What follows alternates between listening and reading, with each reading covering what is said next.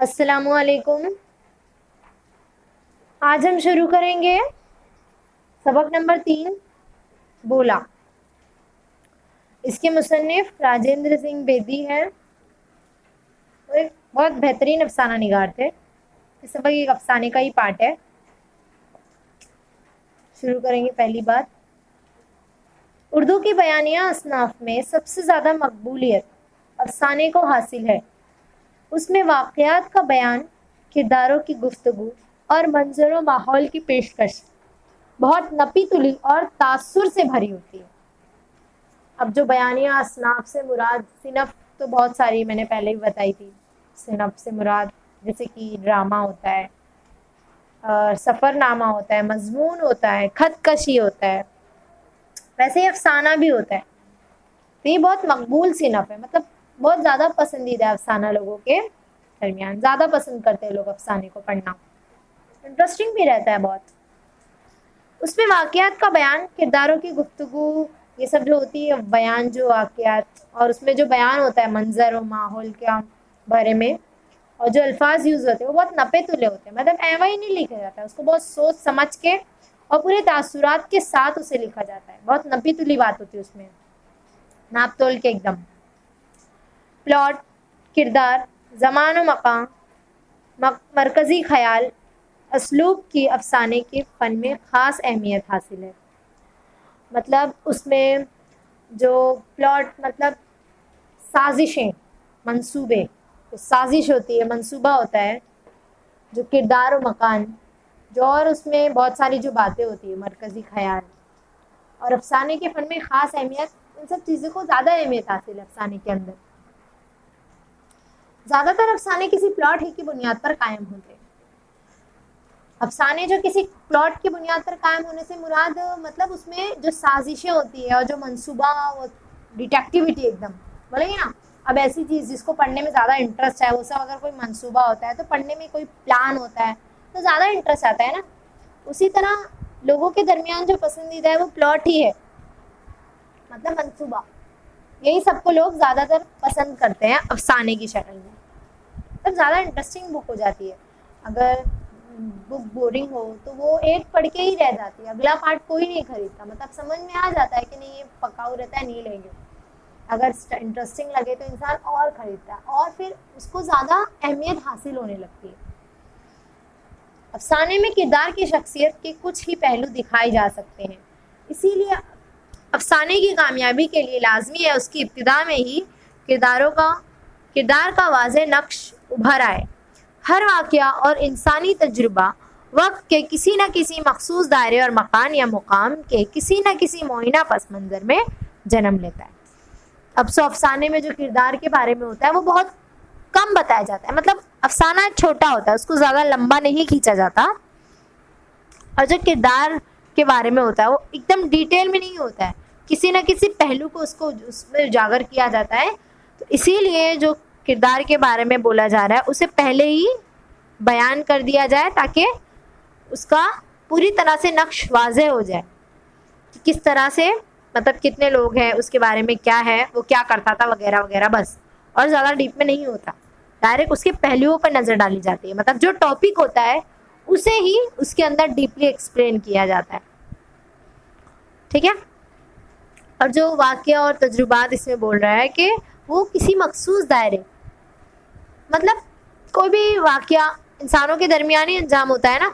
अब ज़रूरी नहीं कि वो मरकज़ी ख़याल ही हो, कभी कभी मतलब नॉर्मली इंसानों के साथ जो पेश आता है उसी को किसी भी मज़मून या अफ़साने में लिखा जा सकता है। हकीकत को भी पेश किया जाता है और तसव्वुरी ख़याल को भी पेश किया जाता है। तो ये जो वाक़यात होते हैं, इंसानी तजुर्बे, ये सब किसी मखसूस दायरे, किसी भीड़ में, किसी मकान में, किसी घर में, किसी झुंड में तभी पेश आते हैं ना जहाँ इंसानों के दायरे हों। अच्छे अफसाने में माहौल की जुजियात और किरदारों के ज़मानी पस मंज़र का वजूद ज़रूरी है। अब बोला जा रहा है कि जो अच्छे अफसाने बनाने के लिए उसमें माहौल की जुजियात से मुराद डिटेल्स, माहौल की ज़्यादातर होनी चाहिए और किरदारों के पस मंज़र का वजूद ज़रूरी होना चाहिए एक बेहतरीन अफसाने में। समझ में आ गया सबको अफसाने के बारे में, कैसे क्या होता है उसके अंदर। मुसन्निफ से जान पहचान करेंगे। राजेंद्र सिंह बेदी 1915 में पैदा हुए। वो उर्दू के सफ़े अव्वल के अफसाना निगार हैं। सफ से मुराद नंबर होता है ना, पहले पे दूसरे पे, वैसे ही वो सब जो होती है कतार, उसमें वो पहले नंबर पे थे। मतलब वो अव्वल बहुत बेहतरीन अफसाना निगार थे।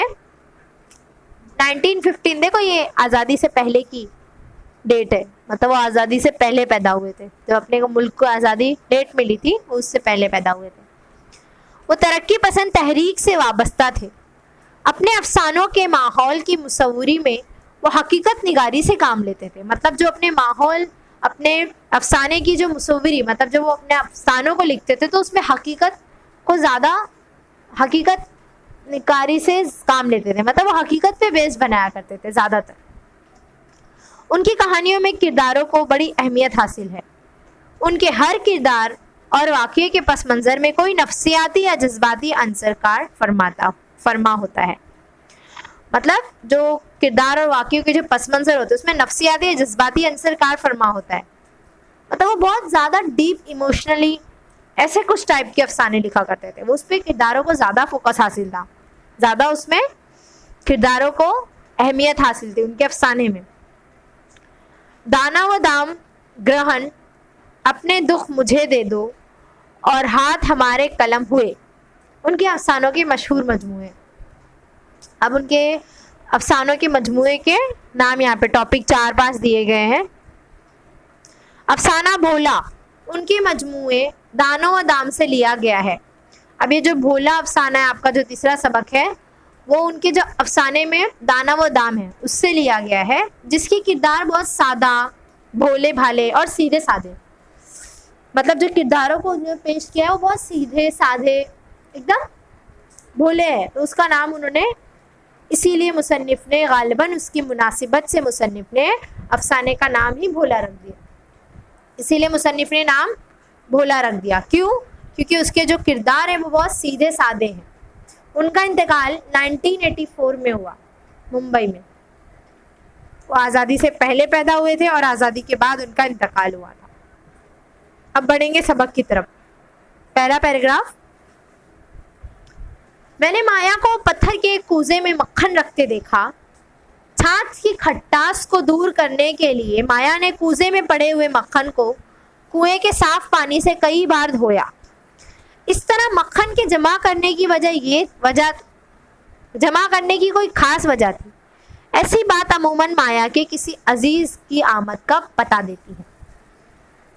अब इसमें माया एक माँ का किरदार है और उसमें मैं से मुराद उनके ससुर जी हैं, मतलब उनके हस्बैंड के वालिद साहब। इसमें माया एक बेवा औरत है, उनके हस्बैंड का इंतकाल हो गया है और वो अपने बेटे और अपने ससुर के साथ वो घर में रहती है। तो मैं से मुराद उनके जो वालिद साहब है वो बयान कर रहे हैं कि वो माया को देखते हैं मक्खन निकालते हुए, मक्खन रखते हुए, और वो जो खट्टास होती है, मतलब कोई भी दूध की चीज़ है उसको रखा जाए तो उस पर जमा जैसा हो जाता, भाप की जैसा कुछ ऐसी फेस जैसा आने लगता है। तो वो खट्टास जो रहती है उसको दूर करने के लिए वो कुएं के पानी से मक्खन को बार बार धोती है। तो इस तरह उनको एहसास होता है, माया ऐसा तभी करती है जब उसका कोई वजह होती है, कोई खास वजह, मतलब कोई उसका अजीज रिश्तेदार के आने की खबर है, तभी माया ने ऐसे किया है। तो उन्हें याद आता है कि 2 दिन बाद माया का भाई अपनी बेवा बहन से राखी बंधवाने आने वाला है। तो उन्हें याद आता है कि राखी का त्यौहार आने वाला है, तो माया का भाई आ रहा है, तभी वो इस तरह कर रही है, उसके लिए मक्खन रख रही है। यूँ तो अक्सर बहनें भाइयों के यहाँ जाकर उन्हें राखी बांधती है, मगर माया का भाई अपनी बहन और भांजे से मिलने खुद ही आ जाया करता था और राखी बंधवा लिया करता था। राखी बंधवा कर वो अपनी बहन को बेवा बहन को यकीन दिलाता है कि जब तक उसका भाई जिंदा है उसकी हिफाजत की जिम्मेदारी उसके कंधों पर है। अब यहाँ पर बताया है कि बहनें अक्सर जाती है भाई के पास राखी बंधवाने। अब राखी से मुराद वो नॉन मुस्लिम परिवार है, नॉन मुस्लिम खानदान के बारे में बताया जा रहा है। कि वो राखी बंधवाने के लिए नॉर्मली बहन जाती है भाइयों के पास, पर यहाँ पर वो उनके हस्बैंड का इंतकाल हो गया है तो उसका भाई खुद ही आता है हर राखी पर और अपनी बहन से राखी बंधवाता है। और वो उसे इस बात का एहसास दिलाता है कि जब तक उसका भाई है उसकी बहन की हिफाजत की जिम्मेदारी उसके कंधों पे है। नॉर्मली राखी का ये मतलब ही होता है कि जब बहनें भाइयों को राखी बांधती है तो इसका मतलब ये हुआ कि उनका भाई हमेशा हर मुश्किल में अपनी बहन का साथ देगा और ज़िंदगी भर उसकी हिफाजत करेगा। राखी का असल मकसद ये होता है। समझ में आ रहा है?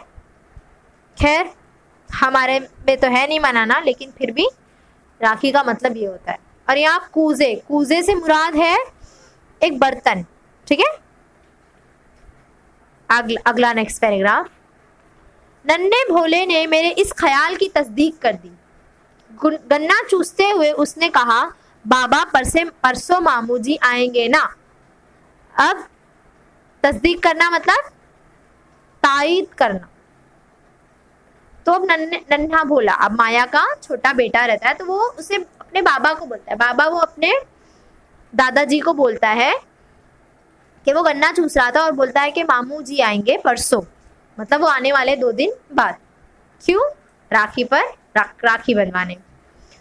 फिर मैंने अपने पोते को प्यार से गोद में उठा लिया और मुस्कुराते हुए कहा, भोले तेरे मामू जी तेरी माता जी के क्या होते हैं। अब मैंने से मुराद वही ससुर जी बोल रहे हैं, भोले के दादाजी, के उसको गोद में उठाते हैं और पूछते हैं कि भोले तेरे मामू जी तेरी माता जी के क्या होते हैं, मतलब तेरे जो मामू है वो तेरी अम्मी के क्या लगते हैं, ऐसा पूछते हैं दादाजी अपने पोते से। भोले ने कुछ तामुल के बाद जवाब दिया, मतलब कुछ हिचकिचाहट। तामुल से मुराद हिचकिचाहट। अब भोला कुछ हिचकिचाहट से जवाब देता है, मामू जी, मतलब उसे क्या पता रिश्तों के बारे में। अब उसके मामू उसकी अम्मी के तो भाई लगे ना, लेकिन भोला नहीं जानता, वो तो छोटा बच्चा था ना। तो वो एकदम हिचकिचाहट से जवाब देता है कि वो मामू जी हैं। तो माया हंसने लगती है, वहीं पर रहती है वो। मैं अपनी बहू के इस तरह खुलकर हंसने पर दिल ही दिल में खुश हुआ। माया बेवा थी और समाज से अच्छे कपड़े पहनने और खुशी की बात में हिस्सा लेने से भी रोकता था। अब माया भी खुश हो जाती है, तो माया के वो हंसता हुआ चेहरा देखकर उसके जो डैडी रहते हैं उन्हें बड़ी खुशी होती है। अब कोई भी हो ना, अगर कोई किसी को भी अपने फैमिली मेंबर में अगर हम खुश हैं तो हमारे पेरेंट्स को तो खुशी होती ना कि हमारा बच्चा खुश है, तो वो भी एकदम खुश होते दिल ही दिल में। क्यों? क्योंकि पहले से वो बेवा थी और समाज के तो बहुत सारे रूल्स और रेगुलेशंस तो होते ही एक बेवा के लिए। ऐसे क्या होता था पुराने ज़माने में, लाइक ऐसा होता था कि अगर उनके हस्बैंड का इंतकाल हो गया तो ना खुश रहना, ना अच्छे कपड़े पहनना, कोई खुशी नहीं मनाना, बस कोने में रहो और सादा सिंपल ज़िंदगी जियो। ऐसा नहीं होता है, ये सब पुराने रस्म रिवाज थे, दकियानुसी बातें थी उस ज़माने में। उसी टाइप का बताया है कि उसे समाज रोकता था खुश होने से, तो वो जब हंसी तो उसके डैडी के दिल को तसल्ली मिली, एक खुशी हुई उन्हें उसका हंसता हुआ चेहरा देखकर। मैंने बारहा माया को अच्छे कपड़े पहनने, हंसने खेलने की तलकीन करते हुए समाज की परवाह ना करने के लिए कहा था, मगर माया ने खुद अपने आप को समाज के रूह फरसा अहकाम के ताबा कर लिया था। अब इसमें बताया जा रहा है कि वो माया को बार बार बोलते हैं उनके डैडी जी कि तुम अच्छे कपड़े पहना करो, हंसा करो, मतलब कोई ज़रूरत नहीं समाज की परवाह करने की। नॉर्मली पेरेंट्स तो यही बोलेंगे ना कि अपने बच्चे को कि क्या ज़रूरत है समाज की परवाह करने की, तुम हमारे बच्चे हो, हमसे तुम्हारा ताल्लुक है, ज़रूरत नहीं है किसी और के बारे में सोचने की। तो वैसे ही वो भी माया को बोलते हैं कि कोई ज़रूरत नहीं है समाज की परवाह करने की, तुम अच्छे कपड़े पहना करो, खुश रहा करो, हर बात में हिस्सा लिया करो। तो पर माया नहीं मानती थी, वो अपने आप को और खुद ही से वो सब करती थी। मतलब उसे नहीं पता था, उसे नहीं अच्छा लगता था कि मैं बेवा हूं तो मैं ये सब चीज़ें करूं। वो रूह फरसा करना मतलब रूह को तकलीफ देने वाला, मतलब वो अपने रूह को तकलीफ देती थी खुद ही से। और उसने अपने तमाम अच्छे कपड़े और जेवरात की पिटारी एक संदूक में मुकफ्फल करके चाबी एक जोहड़ में फेंक दी थी। जोहड़ मतलब पानी से भरा हुआ एक घड़ा। अब वो क्या करती है, वो खुद से अपनी रूह को तकलीफ देती है, मतलब खुद ही वो नहीं चाहती कि मैं अच्छे तरीके से रहूं, खुशी से रहूं। तो वो क्या करती है, अपने तमाम अच्छे कपड़े और अपने सारे जेवरात एक संदूक में रख देती है और उसे मुकफ्फिल मतलब ताला लगा देती है, बंद कर देती है। और उसकी जो चाबी रहती है वो एक पानी से भरे हुए घड़े में फेंक देती है, ताकि ऐसा मैं कभी ना हो कि मुझे उसे खोलने की नौबत आए। क्यों?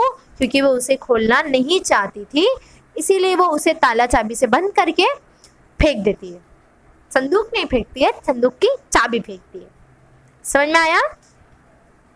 अगला पैराग्राफ, नेक्स्ट पेज पे। माया ने अपने लाल को प्यार से पास बुलाते हुए कहा, भोले तुम नन्ही के क्या होते हो? अब माया ने अपने बेटे को बुलाती। उसके घर में 2 लोग हैं, उसका एक बेटा और एक बेटी, दोनों भी हैं।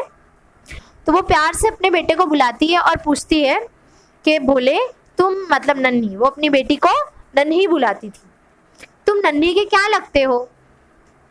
भाई, भोले ने जवाब दिया। भोला बोलता है, मैं उसका भाई हूँ, इस तरह तेरे मामू जी मेरे भाई हैं। अब वो उसे समझाती है कि क्योंकि पहले अभी ऊपर देखो, उसमें जब उसके डैडी ने पूछा कि तुम्हारे मामू क्या लगते हैं, मतलब तुम्हारे मम्मी के, तो उसने नहीं बता पाया।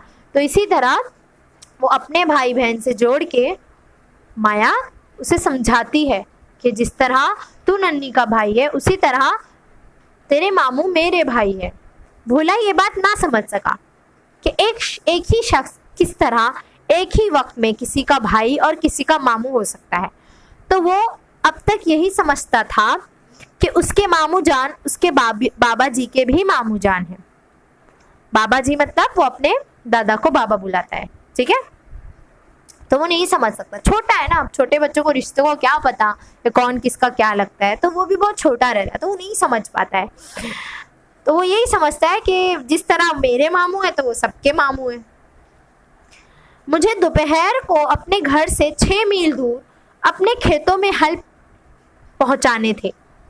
अब मुझे मतलब वही उनके दादाजी बोल रहे हैं कि अपने घर मतलब 6 मील दूर अपने घर से खेतों में हल पहुंचाने थे, मतलब खेतों में हल लेके जाना था उन्हें। बूढ़ा जिस्म उस पे मुसीबतों का मारा हुआ। बेटे की मौत ने उम्मीद को यास में तब्दील करके कमर तोड़ दी थी। यास मतलब नाउम्मीदी, मतलब वो दोपहर के वक्त उन्हें हल पहुंचाना रहता है और उनका जिस्म तो पहले से बूढ़ा है। अब बूढ़े जिस्म पर तकलीफ होगी ना कोई वजन चीज उठाने, तो वो अपनी बेटे की याद आ जाती है अचानक कि अगर बेटा होता तो उन्हें नहीं करना पड़ता ना ये सब चीजें, तो वही उन्हें करना पड़ रहा है। तो अचानक से वो उदास हो जाते और उनकी कमर टूट गई थी, मतलब पूरी तरह से कमजोर हो गए थे। अब मैं भोले के ही सहारे जीता था, मतलब अब उनका बेटा नहीं था लेकिन उनका पोता तो था ना। बाद में पोता उनकी मदद करेगा, बेटा नहीं कर सका लेकिन पोता उनकी मदद करेगा। तो ये इसी आस में भोले के सहारे जीते हैं। रात को मैं तकान की वजह से बिस्तर पर लेटते ही ऊँघने लगा। तकान से मुराद थकान, ठीक है। तो वो ऊँघने लगे मतलब बिस्तर पे लेट के ही वो उनको नींद आने लगी। होता है ना, अगर आप ज़्यादा थक जाओ तो आप जैसे ही लेटोगे वैसे ही आंखें लग जाती है। होता है, बहुत सारा थक जाओ तो कभी स्कूल या फिर बहुत सारी चीज़ों से थक कर आप बिस्तर पे लेटते हो तो ऐसा लगता है नहीं बस अब नींद सोना ही है, उसे कहते हैं ऊँघने, मतलब वो डायरेक्टली सोने लगे। जरा तवक्कुफ के बाद माया ने मुझे दूध पीने के लिए आवाज़ दी। अब तवक्कुफ से मुराद थोड़ा से वक्फे के बाद, मतलब थोड़े से गैप के बाद। जरा तवक्कुफ मतलब थोड़ा सा गैप हुआ, वो लेटे बिस्तर पे ऊँघे, वैसे ही माया उन्हें आवाज़ देती है कि दूध पी लीजिए। मैंने उसे सैकड़ों दुआएं देते हुए कहा, मुझ बूढ़े की इतनी परवाह ना किया करो बेटा। अब वो उन्हें दुआ देते हैं, मतलब अभी कोई आपकी परवाह करे, आपको खाना पीना दे तो एक दिल पे लगता है ना कि हाँ हमारी कितनी केयर कर रही है। वैसे ही वो उन्हें उसे दुआ देते हुए कहते हैं कि मुझ बूढ़े की इतनी परवाह ना कर। भोला अभी तक ना सोया था, उसने एक छलांग लगाई और मेरे पीठ पर चढ़ गया। मेरे पेट पर चढ़ गया। बाबा बोला, बाबा जी आज आप कहानी नहीं सुनाएंगे क्या? नहीं बेटा, मैंने कहा मैं आज बहुत थक गया हूँ, कल दोपहर को तुम्हें सुनाऊंगा। अब भोला नहीं सोया था अब तक, वो एक छलांग लगाता है और उनके पेट पर जाके बैठ जाता है और बोलता है, बाबा जी आज आप कहानी नहीं सुनाएंगे क्या? तो बाबा जी बोलते हैं, नहीं बेटा, मैं तो बहुत थक गया हूँ, मैं कल दोपहर को तुमको कहानी सुनाऊंगा। अब भोला बहुत रूठ जाता है और वो जवाब देता है कि मैं तुम्हारा भोला नहीं, मैं माता जी का भोला हूँ। अब बच्चों में ऐसा होता है ना नॉर्मली कि वो पेरेंट्स से गुस्सा हो जाते हैं, नहीं नहीं मैं तुम्हारा बेटा नहीं हूँ, जाओ, ऐसा। वैसे ही भोला भी गुस्सा हो जाता है कि बाबा जी तो कहानी नहीं सुनाएंगे, तो वो गुस्सा हो जाता है और बोल देता है कि मैं तुम्हारा भोला नहीं हूँ, मैं मम्मी का भोला हूँ, मतलब माता जी, मतलब मैं मम्मी का भोला हूँ, मैं तुम्हारा भोला नहीं हूँ। अब भोला भी जानता था कि मैं उसकी ऐसी बात कभी बर्दाश्त नहीं की। मैं हमेशा से उससे यही सुनने का आदी था कि भोला बाबा जी का है और माता जी का नहीं। अब उसके जो दादाजी थे वो हमेशा से भोला के मुंह से यही सुनते थे कि भोला बाबा जी का है, माता जी का नहीं है। मतलब उनको ये सुनना अच्छा लगता था कि भोला सिर्फ मेरा है, ना कि उसकी मम्मी का। लेकिन उस वक्त भोला ने ये कह दिया कि वो अपनी अम्मी का है, ना कि दादाजी का, तो उन्हें बड़ी तकलीफ हुई।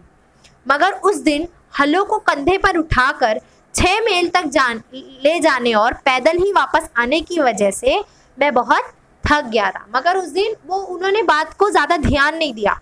क्यों? क्योंकि वो जो खेत में हल वगैरह चलाते हैं ना, उसकी वजह से उनके कंधे पूरे दर्द होते हैं। अब एक बूढ़ा जिस्म इतना थक जाएगा तो उसे तो तकलीफ होगी ही ना। तो वैसे ही वो बहुत थक जाते हैं और उस गैर मामूली थकन के बाद भोले की जो वो बात थी वो बर्दाश्त कर जाते हैं और सो जाते हैं बिना कुछ सोचे, बिकॉज वो बहुत थक जाते हैं। तो वो भोला की इस बात को ध्यान नहीं देते, लेकिन उन्हें ये बात नहीं पसंद थी, नहीं बर्दाश्त थी कि भोला ऐसा कहे कि वो अम्मी का है, ना कि दादा का। लेकिन उस दिन वो बर्दाश्त कर जाते हैं। अगला, सुबह के वक्त उसने फिर मेरी गोद में आने से इनकार कर दिया और बोला मैं नहीं आऊंगा तुम्हारे पास बाबा। अब वो सुबह बच्चा था ना, तो वो नहीं भूला कि दादाजी ने मुझे कहानी तो सुनाई नहीं, अब मैं उनके पास नहीं जाऊंगा। तो वैसे ही वो नहीं जाता है दादा के गोद में और बोलता है मैं नहीं आऊंगा। तो अब दादाजी पूछते हैं कि क्यों बोले, तुम क्यों नहीं आओगे? तो फिर से वो यही कहता है, भोला बाबा जी का नहीं, भोला माता जी का है। वैसे ही फिर से बोलता है। अब उसके दादाजी उसे मिठाई का लालच से मनाते हैं और थोड़े से लम्हे बाद वो बाबा जी का भोला बन गया और वो मेरी गोद में आ गया और अपनी नन्ही टांगों के गिर्द मेरे जिस्म से लिपटते हुए कंबल को लपेटने लगा। तो फिर क्या होता है, वो अब बच्चा है ना, तो उसे लालच तो लगेगी। तो जब वो दादाजी का भोला नहीं बनता है तो दादाजी उसे कहते हैं कि मैं तुझे मिठाई दूंगा। मिठाई के लालच से वो मान जाता है और फौरन उनकी गोद में आ जाता है और छोटी छोटी अपनी टांगों से उनके जिस्म के गिर्द लपटे हुए कंबल को लपेटने लगता है। उनके पास आने लगता है, उनके करीब उनसे लपटने लगता है। क्यों? क्योंकि वो उसे मिठाई देंगे ना। अब छोटे बच्चों से कोई काम करवाना हो तो आप उसे बोल दोगे चॉकलेट दूंगा तो कर देगा ना, वैसे ही वो तो बच्चा रहता है, तो वो मान जाता है। माया ने पाव भर मक्खन निकाला और उसे कोजे में डालकर कुएं के साफ पानी से उसकी खटास को धो डाला। वो फिर से मक्खन निकालती है और जो खटास रहती है उसे धोती है कुएं के पानी से। क्यों? क्योंकि नॉर्मल दूध की चीज़ों में खट्टापन आने लगता है, मक्खन और दही में तो ज़्यादातर आता है। अब दही को आप देखो, अगर दही जमाओगे तो दही के ऊपर एक परत पानी की होती है ना। अगर नहीं देखा है तो फ्री हो घर में, लॉकडाउन में जमा लो दही। अब क्या करने का, तो दही के ऊपर एक पानी जमता है, तो वो पानी खट्टा खट्टा होता है जिसे हम छाछ कहते हैं। छाछ होता है ना, तो वैसे ही मक्खन के ऊपर भी खट्टास जमती है छाछ की। तो वो दही को निकालने के लिए पहले वो पानी को फेंका जाता है और फिर दही आती है ऊपर जमी होती है, उसे खट्टा खट्टा होता है। तो वैसे ही मक्खन की खट्टास भी धोती है। अब माया ने अपने भाई के लिए सैर के करीब मक्खन तैयार कर लिया था। फिर मक्खन को पहले दही, जब वो दही जमता है ना, दही ही होता है, फिर दही को खूब अच्छे से वो घोटा जाता है, उसमें बहुत तरीका होता है एक मक्खन बनाने का, वैसे वो मक्खन बनाती है। मैंने भाई बहन के इस प्यार के जज्बे पर ही दिल में दिल खुश होता रहा। मैंने दिल में कहा, औरत का दिल मोहब्बत का एक समंदर होता है। अब वो सब जब ये देखते हैं कि माया कितने प्यार से मक्खन बना रही है, बार बार उसकी खटास को दूर कर रही, तो वो दिल ही दिल में खुश होते हैं। कौन? दादाजी। वो सब ये देखते हैं कि माया के दिल में कितना प्यार है अपने भाई के लिए, तो वो बहुत खुश होते हैं और फिर ऐसा सोचते हैं, दिल में बोलते हैं कि औरत का दिल मोहब्बत का एक समंदर है। मतलब औरत के दिल में बहुत मोहब्बत होती है। समंदर कितना बड़ा होता है? मतलब समंदर के जितना मोहब्बत होती है औरत के दिल में। माँ बाप, भाई बहन। अब हाँ, ये समंदर से याद आया, अब माँ का दिल देखो कितना बड़ा होता है। बड़ी से बड़ी गलती को माँ कितनी जल्दी माफ़ कर देती है ना। अब इसका मतलब यही हुआ कि उनके दिल में आपके लिए बहुत सारी मोहब्बत है। उनका दिल एक समंदर जितना है जो अपनी औलाद की हर गलती को माफ़ कर देती है। वैसे ही एक माँ के लिए उसके सारे रिश्ते अहमियत रखते हैं, चाहे वो भाई हो, चाहे वो हस्बैंड का हो, चाहे वो बच्चों का हो, कोई भी रिश्ता हो, सब में लिए उनकी मोहब्बत बहुत सारी रहती है, एक समंदर की जितनी। समझ में आया? इसलिए अपनी माँ का हमेशा ख्याल करा करो, उनको कभी तकलीफ़ ना दिया करो।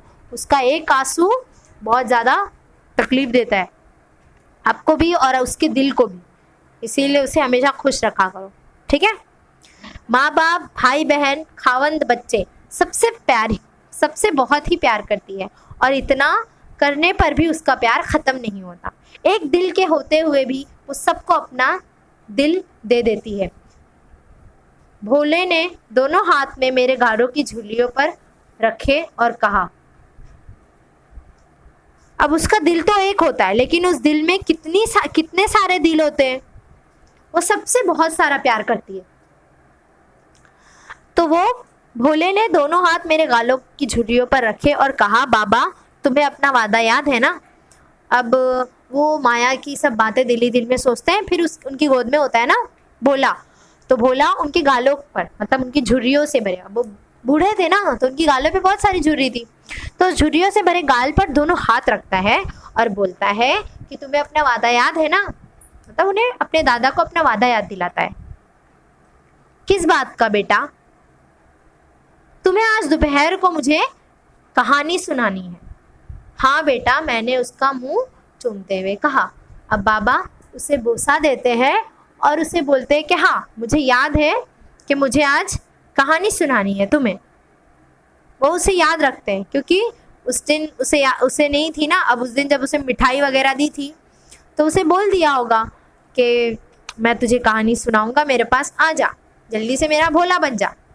तो वैसे ही वो उसे याद दिलाता है कि आपको मुझे कहानी सुनाना था, आपने मुझे वादा किया। अगला, ये तो भोला ही जानता होगा कि उसने दोपहर के आने का कितना इंतजार किया। अब वो दोपहर का इंतजार करता है भोला। भोले को इस बात का इल्म था कि बाबा जी की कहानी सुनाने का वक्त वही होता है जब वो खाना खाकर उस पलंग पर जा लेटते हैं जिस पर वो बाबा जी या माता जी की मदद के बगैर नहीं चढ़ सकता। चुनांचा वक्त से आधा घंटा बेशतर ही उससे खाना निकलवाने पर इसरार शुरू कर दिया, मेरे खाने के लिए नहीं बल्कि अपनी कहानी सुनाने के चाव से। अब दोपहर तक भोला इंतजार करता है। अब उसे इस बात का इल्म नहीं था कि बाबा जी की कहानी सुनाने का जो टाइम है वो उस वक्त था जब वो खाना खाने के पलंग पर जा लेटते थे। अब दोपहर के खाने खाने के बाद एक छोटा सा लेटा जाता है, वो सुन्नत है, हुजूर सल्लल्लाहु अलैहि वसल्लम भी करते थे। दोपहर का खाना खाने के बाद लेटा जाता है, उसे कहते हैं कैलूला। वो लेटा जाता है। तो वैसे ही इसमें बताया गया है कि वो खाना खाकर पलंग पर लेटते थे तो बाबा जी और उसे कहानी सुनाते थे। तो वो जो पलंग था उस पर वो अपने बाबा या अपने माता की मदद से नहीं चढ़ सकता था। तो वो चुनांचा वक्त से पहले, मतलब वक्त से पहले ही वो खाना खाने की इसरार करता है कि जल्दी से खाना खा लेंगे।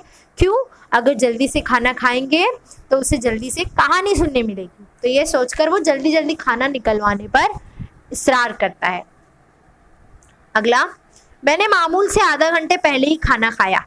अभी मैंने आखिरी निवाला तोड़ा ही था कि पटवारी ने दरवाजे पर दस्तक दी। अब दादाजी बोल रहे हैं कि जैसे ही वो खाना आधा घंटे पहले ही खाना खाते हैं, क्योंकि भोला जिद करता है, तो जैसे ही वो बैठते हैं खाना खाने के लिए, पिटवारी से मुराद गांव की ज़मीन की पैमाइश करने वाला, ज़मीन में ज़मीन को नापने आते थे ना, वैसे ही एक आते हैं, दरवाजे पे दस्तक देते हैं। उसने कहा कि खानकाह वाले कुएं पर आपकी ज़मीन को नापने के लिए मुझे आज ही फुर्सत मिल सकती है, फिर नहीं। अब वो बोलता है कि जो आपका कुआं है, आपकी जो ज़मीन है कुएं के पास, वो मुझे आज ही मैं वो नाप सकता हूँ, आगे मैं नहीं अगली बार मैं नहीं नाप पाऊंगा। दालान की तरफ नज़र दौड़ाई तो मैंने देखा भोला चारपाई के चारों तरफ घूमकर बिस्तर बिछा रहा है। बिस्तर बिछाने के बाद उसने एक बड़ा तकिया एक तरफ रख दिया और खुद पाइनती में पांव अड़ाकर चारपाई पर चढ़ने की कोशिश करने लगा। अब वो जब देखते हैं, नज़र दौड़ाते हैं हर जगह, तो देखते हैं कि भोला तैयारी कर रहा है बिस्तर भी लगाने की और उस पर चढ़ने की कोशिश कर रहा है। वो चढ़ नहीं पाता है ना, तो पाइनती मतलब पाँव की तरफ से, जहाँ पे पाँव रहते हैं ना, वहाँ से वो चढ़ने की कोशिश कर रहा है। क्यों? और वो बिस्तर की तरफ घूमे जा रहा है, क्योंकि उसे कहानी सुनना है ना, और दोपहर के बाद उसके दादाजी उसे कहानी सुनाएंगे। और वो एक बड़ा सा तकिया रख देता है वहाँ पर और कहानी सुनने का वेट करता है। तो वो मैंने पिटवारी से कहा कि तुम खानकाह वाले कुएं की तरफ चलो और तुम्हारे पीछे पीछे आ जाऊंगा। जब भोले ने देखा कि मैं बाहर जाने के लिए तैयार हूँ, तो उसका चेहरा मध्यम पड़ गया। माया ने कहा, बाबा जी इतनी भी क्या जल्दी है, खानकाह वाला कुआं कहीं भागा तो नहीं जाता, अब कम से कम आराम तो कर ले। अब वो पिटवारी से कहता है कि तुम चलो, मैं तुम्हारे पीछे पीछे आता हूँ कुएं की तरफ, क्योंकि भोले को कहानी सुनाना था ना। और जैसे ही भोला देखता है कि दादाजी जा रहे हैं, तो वो उसका चेहरा एकदम फीका पड़ जाता है। क्यों? क्योंकि उन्होंने तो प्रॉमिस किया था कि उसे कहानी सुनाएंगे। उसका चेहरा फीका पड़ जाता है, तो वो बोलता है, वो सोचने लगता है, एकदम गहराई में चले जाता है। तो दादाजी बोलते हैं कि आप चलो, मैं आता हूँ कुएं की तरफ। तो माया कहती है कि इतनी भी क्यों जल्दी जा रहे हो, जो कुआं है वो कहीं भाग तो नहीं जा रहा है ना, बाद में कभी करवा लेना, कम से कम आराम कर लो। मतलब उन्हें रोकती है। ओहो, मैंने ज़ेरे लब कहा, पिटवारी चला गया तो फिर ये काम 1 माह से इधर ना हो सकेगा। अब वो माया जब उन्हें रोकती है कि आप कम से कम आराम तो कर ले, तो वो बोलते हैं कि मतलब वैसा, मतलब एक मना करने का ये साउंड है। तो वो कहते हैं उसे कि अगर वो एक बार चला गया तो ये काम को 1 महीने तक लग जाएंगे। तो माया खामोश हो जाती है और भोला जो रहता है, उनका पोता, उसका मुंह बनने लगता है। क्यों? क्योंकि अगर दादाजी चले गए तो उसे कहानी नहीं सुनने मिलेगी। उसका मुंह नमनाक हो जाता है। नमनाक मतलब उसकी आंखें, नमनाक मतलब नम, गीली हो जाती है। उसका मुंह रोने जैसा बन जाता है और वो कहता है कि बाबा मेरी कहानी मतलब उसकी कहानी का क्या होगा अगर बाबा पिटवारी के साथ चले गए तो। भोले मेरे बच्चे, मैंने टालते हुए कहा, दिन को कहानी सुनाने से मुसाफिर रास्ता भूल जाते हैं। अब दादाजी बोलते हैं भोले को, उसकी बात को टालते हैं कि उसे कहानी ना सुनाना पड़े उन्हें। तो वो उसे समझाते हैं कि अगर मैंने दिन को तुम्हें कहानी सुना दिया तो कोई भी मुसाफिर रास्ता भूल जाएगा। ये बस उसे टालने के लिए बोलते हैं उसे कि अगर कहानी मैंने सुना दी तो मुसाफिर रास्ता भूल जाएंगे। रास्ता भूल जाते हैं, भोले ने सोचते हुए कहा, बाबा तुम झूठ बोलते हो, हमें बाबा जी का भोला नहीं बनना। वो फिर से ही परेशान हो जाता है कि बाबा मुझे स्टोरी नहीं सुनाएंगे। तो वो बोलता है कि झूठ बोलते हो आप, रास्ता कैसे भूलेगा कोई भी मुसाफिर मेरी कहानी से, मतलब कोई रिलेशन ही नहीं ना इसमें। अगर मैं कहानी आपसे सुनता हूँ तो कोई मुसाफिर कहीं का भी सफ़र करने वाला कैसे रास्ता भूल सकता है। तो वो बोल देता है मैं आपका भोला नहीं हूँ। अब दादाजी कह रहे हैं कि मैं थका हुआ भी नहीं था और 15-20 मिनट आराम के लिए निकाल सकता था। भोले की इस बात को आसानी से किस तरह बर्दाश्त कर लेता, क्योंकि उन्हें पसंद नहीं था ना कि भोला अगर बोले कि मैं आपका नहीं बल्कि किसी और का हूँ। तो वो सोचते हैं कि मैं भी थका भी नहीं हूँ और मेरे पास टाइम भी है, तो मैं उसे कहानी सुना सकता हूँ। तो वो अपने शाने से चादर उतार कर चारपाई की पायंती से मुराद पाँव की तरफ जहाँ से भोला चढ़ने की कोशिश करता है ऊपर की तरफ, वहीं पे उठाकर अपनी चादर रख देते हैं और पलंग पर लेटते हुए भोला से कहते हैं, अब कोई मुसाफिर रास्ता खो बैठे तो उसके जिम्मेदार तुम होंगे। और मतलब उसे बोलते हैं कि मैं कहानी तो सुना रहा हूँ, लेकिन मुसाफिर जो रास्ता भूल गया कोई तो उसके जिम्मेदार तुम होंगे, ऐसा उसे कह देते।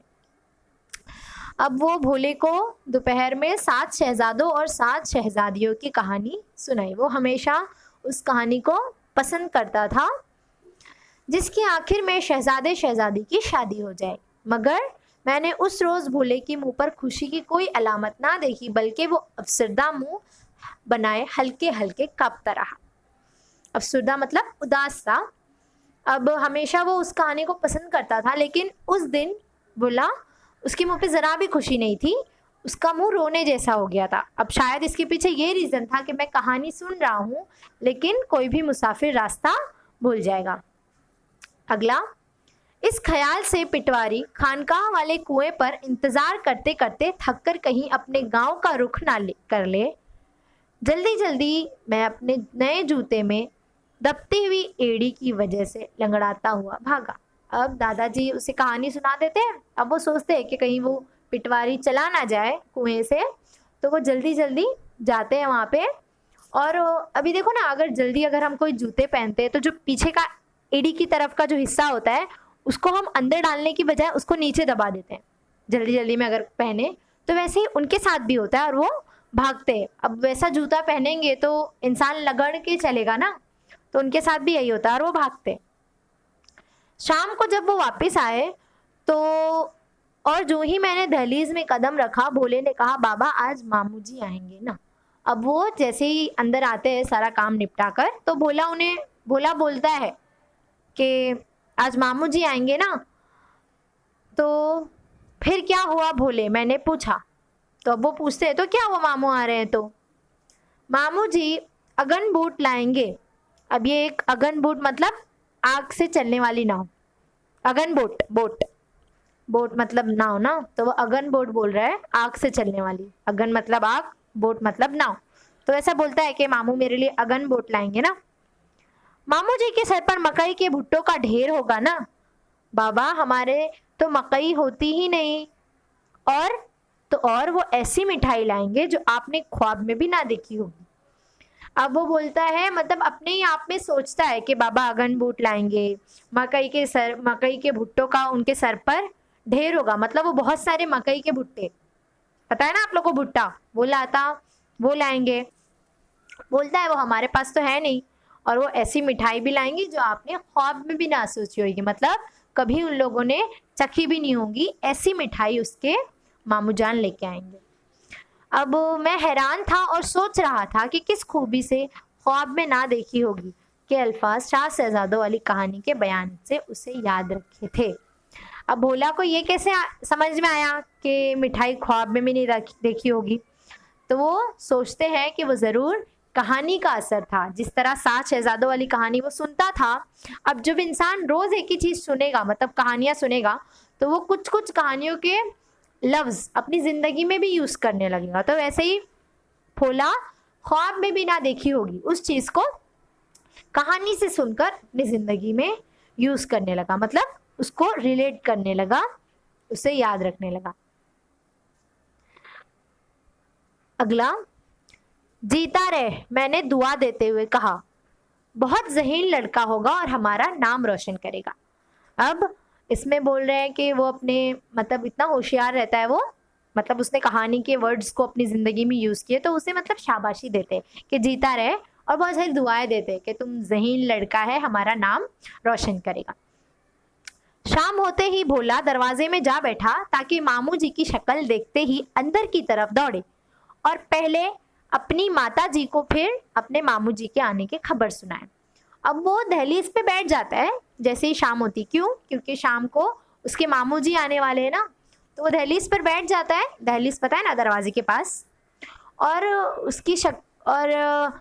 वहाँ पर बैठते बैठते बस अंदर की तरफ वो ये सोचता है कि जल्दी से मामू जी आए और वो उनकी शक्ल देख के सबसे पहले उसकी खबर अपने अम्मी को सुनाए, मतलब अम्मी को सबसे पहले बताया कि मामू आ गए, वैसे वो बैठ के वेट करता है।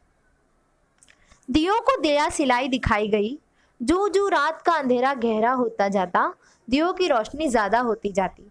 तब मुतफक्किराना लहजे में माया ने कहा, बाबा जी भैया अब तक नहीं आए। दियों को दिया सिलाई दिखा गई मतलब रात हो गई, दिए जलाए गए, और जैसे जैसे अंधेरा बढ़ने लगा दियों की रोशनी ज़्यादा होने लगती है। अब कभी भी देखो, अगर लाइट में आप लोग कोई चिराग या कोई दिया जलाते हो तो उसकी रोशनी ज़रा भी नहीं दिखाई देती। जब तक आप अंधेरा नहीं करोगे रोशनी नहीं समझ में आएगी कितनी है और कितनी गहरी है। तो वो जैसे जैसे वो होते जाता है, अंधेरा बढ़ते जाता है, तो वो माया परेशान हो जाती है। मुतफक्किराना मतलब सोचते हुए मतलब वो परेशान हो जाती है और बाबा को कहती है कि अब तक भैया नहीं है।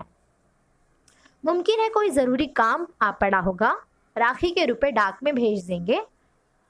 तो वो बोलते हैं, माया को समझाते हैं कि कोई काम आ गया होगा, नहीं आ पाया होगा। एक काम करेंगे, हम राखी को डाक में भिजवा देंगे, मतलब पोस्ट कर देंगे राखी को, राखी के रुपए डाक में भेज देंगे। मतलब वो राखी को के पैसे जो भाई अपनी बहन को देता है राखी पर पैसे, वो हमें भिजवा देंगे खत के ज़रिए, मनी ऑर्डर में।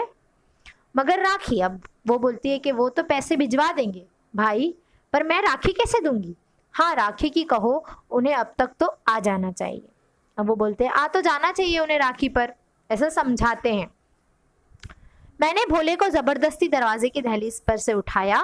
भोले ने अपनी माता से भी ज़्यादा मुतफक्किराना लहजे में कहा, माता जी मामू क्यों नहीं आए। अब वो ज़बरदस्ती भोले को दहलीज से उठा लेते, क्यों? क्योंकि वो वेट करता है ना अपने मामू का। और फिर उसके दादाजी उसे ज़बरदस्ती उठा लेते हैं और फिर भोला पूछता है, मतलब वो भी परेशान लहजे में पूछता है कि अब तक मामू क्यों नहीं आए। माया ने भोले को गोद में उठाते हुए और प्यार करते हुए कहा, शायद सुबह को आ जाएं तेरे मामू जी मेरे भोले। अब वो बोलती है अपने बेटे को कि फिक्र मत कर, शायद तेरे मामू सुबह को आ जाएंगे, कुछ काम याद आ गया होगा उन्हें, समझाती है उन्हें। फिर बोला सो गया। माया का भाई अभी तक नहीं आया था। पहले सितारों की तरफ देखते देखते ऊँघने लगा। यकायक माया की आवाज़ से मेरी नींद खुली। वो दूध का कटोरा लिए खड़ी थी। अब वो सितारों को देखते, कौन? दादाजी, क्योंकि वो भी परेशान रहते हैं कि माया परेशान है, अब तक भाई नहीं आया। भोला भी सो जाता है और फिर उनकी यकायक माया की आवाज़ से आँख खुल जाती है, मतलब उनके पास आती है और उन्हें दूध का कटोरा देती है। बेटी तुम्हें इस सेवा का फल मिले बगैर ना रहेगा। मतलब वो उसे दुआ देते कि वो रात में उठकर उन्हें दूध दे रही है, क्योंकि रोज दूध देती थी ना, तो वो उस दिन भी देती है। तो वो उसे कहते हैं कि तुझे इसका अजर जरूर मिलेगा। तभी मेरे पहलू में बिछी हुई चारपाई पर से भोला आंखें मिलते हुए कहा। उठते ही उसने पूछा, बाबा मामू जी अब तक क्यों नहीं आए। फिर बाजू में उनके भोला सोया रहता है, तो वो भी आंख मलते हुए, मतलब नींद में वो आंख मसलते हुए उठता है और कहता है कि मामू जी अब तक क्यों नहीं आए। आ जाएंगे बेटा, सो जाओ, वो सुबह सवेरे आ जाएंगे। अब वो बोलता है कि सो जाओ, सुबह सवेरे वो आ जाएंगे। मतलब यहाँ पे इतना सब बताया है कि मामू आने वाले रहते हैं लेकिन वो नहीं आ पाते हैं और सबके सब परेशान रहते हैं। क्यों? क्योंकि वो रात में आने वाले रहते हैं और वो गांव का शहर तो बहुत सारा अंधेरा होता रहता था ना, तो इसलिए उन लोग ज़्यादा परेशान थे। और भोला क्यों परेशान था? क्यों? क्योंकि उसे ऐसा लगता था कि मैंने कहानी सुन लिया हो दोपहर में और मामू मुसाफिर है, तो वो कहीं रास्ता ना भूल जाए। ठीक है, इतना समझ में आया सबको? आज के लिए सिर्फ इतना ही। इसके आगे का पार्ट हम नेक्स्ट वीडियो में रिकॉर्ड करेंगे, मतलब नेक्स्ट पार्ट में इंशाल्लाह। ठीक है, ध्यान से पढ़ो, अपना अपना ख्याल रखो सब। अल्लाह हाफिज।